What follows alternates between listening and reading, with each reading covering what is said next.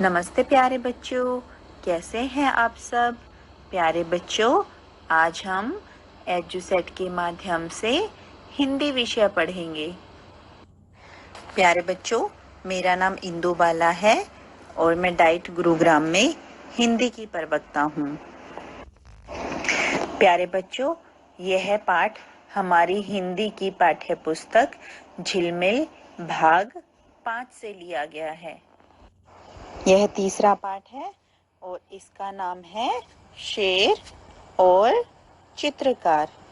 इसे राम नरेश त्रिपाठी जी ने लिखा है। प्यारे बच्चों, इससे पहले कि हम कविता शुरू करें, मैं आपको शेर और चित्रकार के बारे में बताना चाहूंगी। शेर बहुत ताकतवर होता है, सारे जंगल के जानवर उससे डरते हैं और शेर को जंगल का राजा भी कहते हैं।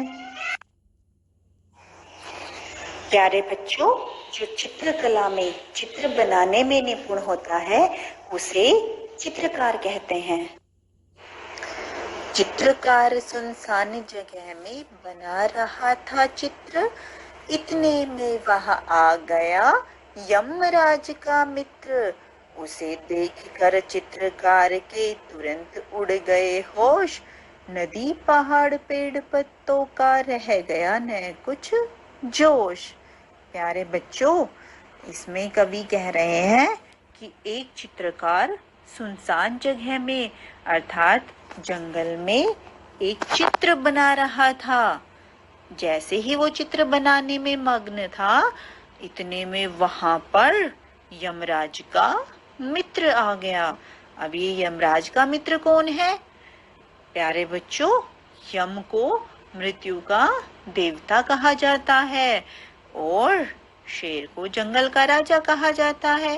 लेकिन शेर बहुत ताकतवर होता है और बहुत खतरनाक भी होता है। उसके सामने कोई जंगली जानवर आ जाए या कोई मनुष्य आ जाए तो वो उसको तुरंत खा जाता है और खाते ही मनुष्य मर जाता है और वो यमराज के पास पहुंच जाता है। इसीलिए यहाँ पर कवि ने शेर को यमराज का मित्र कहा है, उसका दोस्त कहा है। तो ये कह रहे हैं कि चित्रकार सुनसान जगह पर चित्र बनाने में लगा हुआ था और इतने में ही वहां पर यमराज का मित्र आ गया अर्थात शेर आ गया। उसे देखकर चित्रकार के तुरंत उड़ गए होश। जैसे ही चित्रकार ने देखा कि उसके सामने तो शेर आ गया है तो उसके होश उड़ गए अर्थात वह घबरा गया। होश उड़ जाना एक मुहावरा है जिसका अर्थ है घबरा जाना, कि उस शेर को अपने सामने देखकर चित्रकार घबरा गया। नदी पहाड़ पेड़ पत्तों का रह गया कुछ ना जोश। अब जो चित्रकार चित्र बनाने में मग्न था, खुश हो रहा था कि आज तो वह नदी के, पहाड़ के, पेड़ और पत्तों के सुंदर सुंदर चित्र बनाएगा और इस बात को लेकर वो बहुत जोश से भरा हुआ था। लेकिन जैसे ही उसने सामने शेर को देखा तो उसका सारा जोश गायब हो गया। अब वो घबरा गया था उसको देखकर। फिर उसको कुछ हिम्मत आई, देख उसे चुपचाप बोला, सुंदर चित्र बना दूं, बैठ जाइए आप। उकड़ू मुकड़ू बैठ गया वह सारे अंग बटोर, बड़े ध्यान से लगा देखने चित्रकार की ओर। प्यारे बच्चों, चित्रकार जंगल में चित्र बना रहा था और उसके सामने शेर आ गया अचानक। अब उसे देखकर चित्रकार का सारा जोश गायब हो गया था। लेकिन जब उसने देखा कि शेर तो चुपचाप है तो उसको थोड़ी सी हिम्मत मिली। अब उसने अपना साहस इकट्ठा करके, अपनी हिम्मत को इकट्ठा करके शेर से कहा, बोला, सुंदर चित्र बना दूं, बैठ जाइए आप। कि हे जंगल के राजा, आप बैठ जाइए, मैं आपका सुंदर सा चित्र बना दूंगा। अब इतनी बात सुनकर शेर खुश हो गया। उकड़ू मुकड़ू बैठ गया वह सारे अंग बटोर, और वह अपने सारे शरीर के अंगों को समेटकर घुटनों पर बैठ गया। प्यारे बच्चों, आप भी बैठते होंगे उकड़ू मुकड़ू। उस समय हमारे शरीर के अंग सिमट जाते हैं। बड़े ध्यान से लगा देखने चित्रकार की ओर। चित्रकार की बात मानकर शेर उकड़ू मुकड़ू बैठ गया और वो बहुत ध्यान से चित्रकार की ओर देखने लगा। चित्रकार ने कहा, हो गया आगे का तैयार, अब मुंह आप उधर तो करिए जंगल के सरदार। बैठ गया वह पीठ फिराकर चित्रकार की ओर। चित्रकार चुपके से खिसका जैसे कोई चोर। प्यारे बच्चों, अब आगे क्या हुआ ये सुनिए।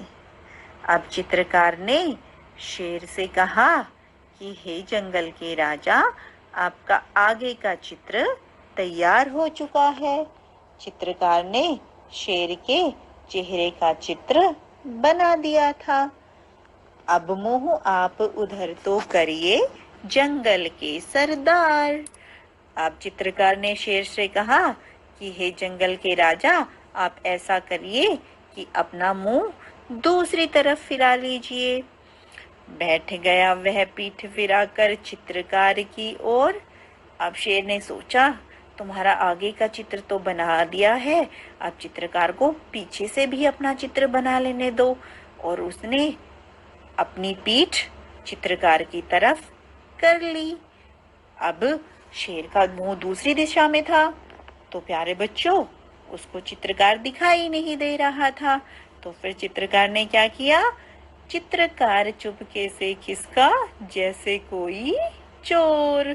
कि चित्रकार ने जब देखा कि शेर तो पीठ करके बैठ गया है, उसको मैं नजर नहीं आऊंगा, तो वो चुपके से वहां से खिसक गया, अर्थात वहां से निकल गया, बिल्कुल वैसे जैसे कोई चोर चोरी करके बिना बताए दबे पांवों से निकल जाता है। ठीक वैसे ही चित्रकार भी वहां से चला गया। बहुत देर तक आंख मूंद कर पीठ घुमाकर शेर बैठे बैठे लगा सोचने, इधर हुई क्यों देर। झील किनारे नाव लगी थी, एक लगा था बांस। चित्रकार ने नाव पकड़ ली, जी भर करके सांस।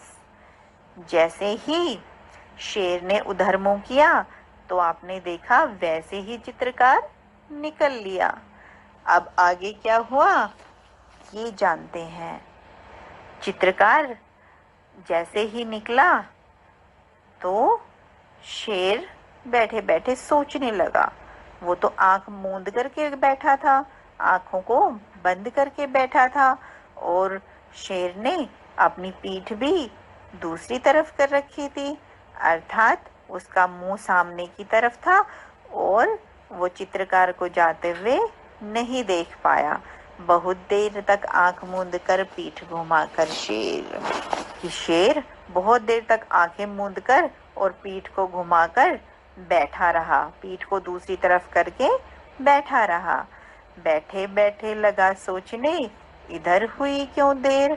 अब शेर बैठे बैठे सोचने लगा कि आगे का चित्र तो चित्रकार ने इतनी जल्दी बना दिया, अब पीछे की तरफ उसको इतनी देर क्यों लग रही है। ऐसा भला क्या हो गया जो पीछे का चित्र बन ही नहीं पा रहा। जैसे ही शेर ने मुड़ के देखा, तो क्या देखा? झील किनारे नाव लगी थी, एक लगा था बांस। कि झील के किनारे एक नाव लगी हुई थी, और उस नाव पे एक बांस भी लगा हुआ था, जिससे कि नाव को चलाते हैं। चित्रकार ने नाव पकड़ ली, जी भर करके सांस। और शेर ने देखा कि चित्रकार ने तो नाव पकड़ भी ली थी, अर्थात वो नाव में बैठ भी गया था, और चित्रकार जी भर के सांस ले रहा था, अर्थात उसके मन को बहुत तसल्ली मिली थी, बहुत खुश हो रहा था वह। और जल्दी जल्दी नाव चलाकर निकल गया कुछ दूर। इधर शेर था धोखा खाकर झुंझलाहट में चूर। शेर बहुत खिसिया कर बोला, नाव जरा ले रोक, कलम और कागज तो ले जा रे कायर डरपोक। चित्रकार ने कहा तुरंत ही, रखिए अपने पास, चित्रकला का आप कीजिए जंगल में अभ्यास। प्यारे बच्चों, जैसे कि शेर दूसरी तरफ मुंह करके बैठा हुआ था और उसे पीछे दिखाई नहीं दिया कि कब चित्रकार उसको धोखा देकर निकल गया, तो शेर ने बैठे बैठे सोचा कि अब तो बहुत देर हो गई है लेकिन मेरा चित्र नहीं बना। तो जैसे ही उसने पीछे मुड़ के देखा तो क्या देखता है, जल्दी जल्दी नाव चलाकर निकल गया कुछ दूर कि चित्रकार नाव पे सवार है और वो बांस की सहायता से जल्दी जल्दी अपनी नाव को चला रहा है और वह शेर से थोड़ी दूर निकल गया है। इधर शेर था धोखा खाकर झुंझलाहट में चूर। जब शेर को ये एहसास हुआ कि चित्रकार ने उसको धोखा दे दिया है, उसको बेवकूफ बना दिया है, तो वह बहुत ज्यादा खींच गया। उसे झुंझलाहट होने लगी, चिढ़ होने लगी। शेर बहुत खिसिया कर बोला, नाव जरा ले रोक। अब शेर थोड़ा सा चिड़चिड़ा होकर, क्रोधित होकर बोला, नाव जरा ले रोक, कि हे चित्रकार, तुम अपनी नाव को थोड़ा सा रोक लो, कलम और कागज तो ले जा रे कायर डरपोक। तुम इतना डर गए कि अपनी कलम और अपना कागज तो यहीं छोड़ गए। हे कायर, हे डरपोक, तुम वापिस आ जाओ और अपने कागज और कलम लेकर चले जाओ। चित्रकार ने तुरंत ही कहा, रखिए अपने पास। अब चित्रकार ने शेर की बात सुनी और उससे तुरंत जवाब दिया कि हे जंगल के राजा, ये कागज और कलम आप अपने पास रखिए, चित्रकला का आप कीजिए जंगल में अभ्यास। कि हे जंगल के राजा, आप इन कागज और कलम की सहायता से आज जंगल के अंदर बैठकर चित्रकला का अभ्यास कीजिए और चित्र बनाना सीखिए। प्यारे बच्चों, अब हम आगे बात करते हैं पाठ से आगे, यानी इस पाठ में कुछ ऐसे बिंदु भी आए हैं जिन पर आप सोच सकते हैं और अपने विचार व्यक्त कर सकते हैं, जो आपकी पाठ के लिए समझ को बढ़ाएंगे। देखिए, शेर और चित्रकार में चित्रकार के कहने पर शेर पीठ घुमाकर बैठ गया था। अब ये बताइए कि वह बैठे बैठे क्या सोच रहा होगा, क्योंकि आप भी जानते हैं कि खाली बैठना इतना तो आसान नहीं है। आप भी कभी बैठे होंगे और आपके मन में भी बहुत सारे विचार आते रहे होंगे। तो आपको यहाँ पर ये बताना है कि शेर चित्रकार के कहने पर जब पीठ घुमाकर बैठ गया था तो वह क्या क्या सोच रहा था, और यदि शेर के बुलाने पर चित्रकार अपना सामान लेने, अपना कागज और कलम लेने वापस आ जाता तो क्या होता, सोच के बताइए आप। यदि झील के किनारे नाव नहीं होती तो चित्रकार अपनी जान कैसे बचाता, ये भी सोचिए, क्योंकि ये तो उसको वहां पे नाव मिल गई और नहीं मिलती तो वह क्या क्या कर सकता था। इन बिंदुओं पर आप विचार कीजिए और अपने विचार अपनी कॉपी में लिखिए। प्यारे बच्चों, ये थी हमारी कविता शेर और चित्रकार। कैसी लगी आपको? मैं उम्मीद करती हूँ कि आपको कविता पसंद आई होगी। आइए अब कविता के अर्थ को और अच्छे से समझने के लिए और व्याकरणिक बिंदुओं की समझ बढ़ाने के लिए हम थोड़ा सा अभ्यास की ओर चलते हैं। सबसे पहले हम चर्चा करेंगे कठिन शब्दार्थ की। कठिन शब्दार्थ में सबसे पहले आया उकड़ू मुकड़ू। उकड़ू मुकड़ू तो आप सब जानते होंगे कि घुटने मोड़कर बैठना। कायर, डरपोक, खिसका, भाग गया, खिसियाकर, क्रोधित होना। चित्रकार, चित्र बनाने वाला। झुंझलाहट, खीज, चिढ़। यमराज, मृत्यु का देवता। प्यारे बच्चों, अब हम बात करते हैं भाषा की बात। भाषा में अनेक प्रयोग होते हैं, जैसे लोकोक्तियों का प्रयोग, मुहावरों का प्रयोग। तो जब हमने ये कविता पढ़ी तो अगर आपको याद हो तो एक मुहावरा आया था, होश उड़ना। और कहाँ पर आया था ये भी मैं आपको बता देती हूँ कि शुरू की तीसरी जब पंक्ति हम गा रहे थे कि इतने में वहां आ गया यमराज का मित्र, उसे देखकर चित्रकार के तुरंत उड़ गए होश। तो यहाँ पर आपने देखा कि मुहावरे का प्रयोग हुआ है, होश उड़ना। इसका अर्थ मैंने आपको बताया था, घबरा जाना। अब ये जो घबरा जाना है, इसके लिए एक मुहावरा नहीं है बस होश उड़ना, इसके लिए और भी बहुत सारे मुहावरे हैं जो आपकी पाठ्य पुस्तक में अभ्यास में दिए हुए हैं। ये मुहावरे मैं आपको बताती हूँ कौन कौन से हैं। जैसे पसीने छूटना यानी घबरा जाना, हाथ पांव फूलना, घबरा जाना, हाथों के तोते उड़ना, घबरा जाना, पैरों तले जमीन खिसकना, घबरा जाना। तो देखा आपने कि 5 मुहावरे हो गए हमारे पास, और 5 मुहावरों में अर्थ सबका क्या है, घबरा जाना। तो अगर आप भी कोई ऐसा मुहावरा जानते हैं जिसका अर्थ घबरा जाना है तो उसे ढूंढकर लिखिए और उसे वाक्य में प्रयोग कीजिए। इसके साथ साथ अब ये जो 4 मुहावरे मैंने बताए जिनका अर्थ बताया घबरा जाना, इन पर भी आपको एक एक वाक्य बनाना है और कोशिश ऐसी करें कि वो वाक्य बनाएं जो आपने कभी सुना न हो। प्यारे बच्चों, अब हम कविता से आगे चलते हैं। आगे यानी आपकी बात करते हैं। अब आपको ये सोचना है कि इस कविता में चित्रकार की जगह आप होते तो आप क्या करते। चित्रकार अपनी चतुराई से बच गया था। चित्रकार की जगह आप होते तो आप शेर से बचने के लिए क्या करते। ये सोचकर जरूर देखना कि अगर आप भी ऐसे ही जंगल में फंस जाते और शेर आ जाता तो आप वहां पर क्या करते। चित्रकार ने शेर को जंगल का सरदार कहा था। आप चित्रकार की जगह होते तो शेर को क्या कहकर बुलाते। मैं तो जंगल का राजा कहती उसे।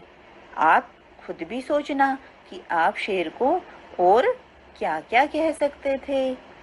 चित्रकार ने नाव पर चढ़कर जी भरकर सांस ली। आप किन किन अवसरों पर गहरी सांस लेते हैं और कब कब तसल्ली का एहसास करते हैं, ये जरूर सोचना और सोचकर उसको अपनी कॉपी में लिखना। प्यारे बच्चों, अब भाषा की बात में हम आगे चलते हैं और आगे आपने कविता में पढ़ा था कि चित्रकार सुनसान जगह में बना रहा था चित्र। तो ये कविता की पंक्ति है, तो इसको गद्य में किस प्रकार से लिखेंगे। देखो, इसको गद्य में हम लिखेंगे कि चित्रकार सुनसान जगह में चित्र बना रहा था। अब इसी तरीके से कविता में और पंक्तियां भी हैं जिनको आपको गद्य में लिखने का अभ्यास करना है। इतने में वहां आ गया यमराज का मित्र, इसको वाक्य में लिखिए। झील किनारे नाव लगी थी, एक रखा था बांस, इसको भी गद्य में लिखिए। प्यारे बच्चों, भाषा की बात में आगे लिखा गया है चित्र बनाने वाले को कहते हैं चित्रकार। तो बताएं इन्हें क्या कहेंगे? गीत गाने वाला, गीत गाने वाला होता है गायक। कविता लिखने वाला, प्यारे बच्चों, कविता लिखने वाले को कहते हैं कवि। कहानी लिखने वाला, कहानी लिखने वाला होता है कहानीकार। निबंध लिखने वाला, निबंध लिखने वाला होता है निबंधकार। मूर्ति बनाने वाला, प्यारे बच्चों, इसको तो आप सब जानते होंगे। आपने अपने आसपास मूर्तियां भी बनती देखी होंगी। मूर्ति बनाने वाले को कहते हैं मूर्तिकार। अभिनय करने वाला, अभिनय भी देखा होगा अपने आसपास। अभिनय करने वाले को कहते हैं अभिनेता। प्यारे बच्चों, भाषा की बात में जो आगे अभ्यास दिया गया है वो आपको बहुत ही मजेदार और रोचक लगेगा। आइए देखते हैं आगे क्या लिखा है। चित्र को देखकर कहानी को पूरा करें। प्यारे बच्चों, आप सबको एक चित्र दिखाई दे रहा होगा, जिस चित्र में एक शेर है और वो जाल में फंसा हुआ है। प्यारे बच्चों, यहाँ पे लिखा गया है कि इस चित्र को देखिए और कहानी को पूरा करें। आपके मन में जो भी कहानी इस चित्र को देखकर आए वो कहानी आपने यहाँ पर लिखनी है और कहानी को आगे बढ़ाना है। एक कहानी उदाहरण के लिए मैं बता देती हूँ आपको। प्यारे बच्चों, ध्यान से सुनना। एक जंगल में एक शेर रहता था। एक बार शिकारियों ने उसे पकड़ने के लिए जाल बिछाया और वह जाल में फंस गया। प्यारे बच्चों, आप सब देख पा रहे हैं कि शेर जाल में फंस गया है। अब शिकारियों ने सोचा कि शेर तो फंस चुका है जाल में, तो क्यों न हम थोड़ा सा पानी पी लें, थोड़ा सा सुस्ता लें। और हमने तो बहुत मेहनत की है शेर को पकड़ने के लिए, और अब इसको पकड़कर लेकर भी जाना है। जाकर हम इसको सर्कस में बेच देंगे और सर्कस वालों से बहुत ज्यादा पैसे लेंगे। यही सोचकर उन शिकारियों ने शेर को जाल में बंधा बनाया छोड़ दिया और खुद आराम करने चले गए। प्यारे बच्चों, शिकारियों ने पानी पिया, फिर खाना बनाया, फिर खाना खाया और खाना खाकर उन्होंने सोचा कि हमें लंबा सफर तय करना है, क्यों ना हम थोड़ी देर सो जाएं। और शिकारी सो गए। अब इधर तो शिकारी सो गए, अब उधर जाल में फंसा फंसा शेर सोच रहा था कि अब मैं क्या करूं, कैसे खुद को बचाऊं। शेर ने बहुत हाथ पैर मारे, कोशिश की अपने पंजों के नाखून से उस जाल को काट दे, लेकिन शेर असफल रहा। उसे समझ नहीं आ रहा था कि वो क्या करे। अब ऐसे ही करके उसने देखा, अपने आसपास चारों ओर नजर दौड़ाई और हेल्प के लिए, मदद के लिए किसी को पुकारने लगा। कुछ देर तक तो उसकी आवाज सुनकर कोई भी नहीं आया, लेकिन थोड़ी देर में उसने देखा वहां पर एक पक्षियों का झुंड जा रहा था। वो पक्षियों का झुंड शेर के पास आ गया और उसने शेर की आवाज सुन ली। पक्षी बहुत सारे थे। शेर ने कहा, प्यारे पक्षियों, तुम मेरी मदद कर दो और मुझे इस जाल से बाहर निकाल दो। तो पक्षियों ने कहा, हम तो छोटे छोटे हैं, ये जाल तो बहुत बड़ा है, हम कैसे आपको निकाल सकते हैं।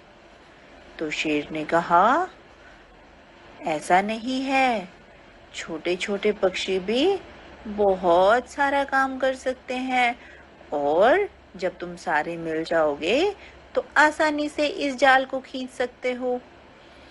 तो पक्षियों को लगा जब शेर कह रहा है, जंगल का राजा कह रहा है कि हम कर सकते हैं, तो इसका मतलब हम कर सकते हैं।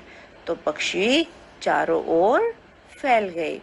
उन्होंने अपने पंजों में शेर का जाल पकड़ लिया और उस जाल को ऊपर लेकर उड़ गए।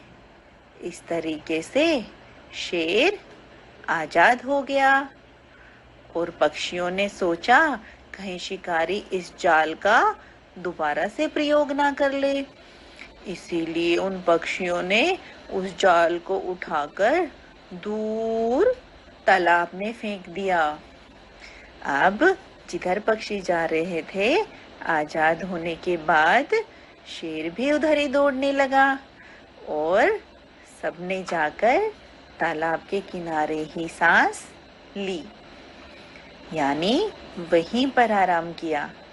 अब शेर ने सभी पक्षियों का शुक्रिया अदा किया और सभी हंसते गाते हुए जंगल में अपने अपने घर चले गए।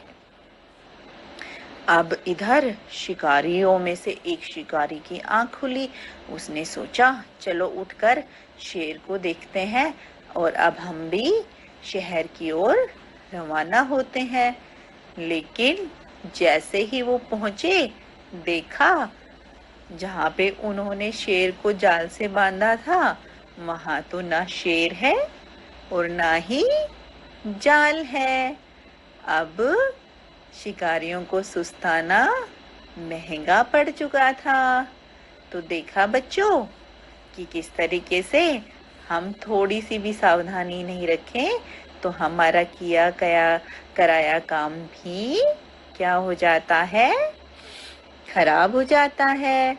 और दूसरी तरफ शेर को जब पक्षियों ने बताया तो आपने देखा कि एकता में कितना बल है।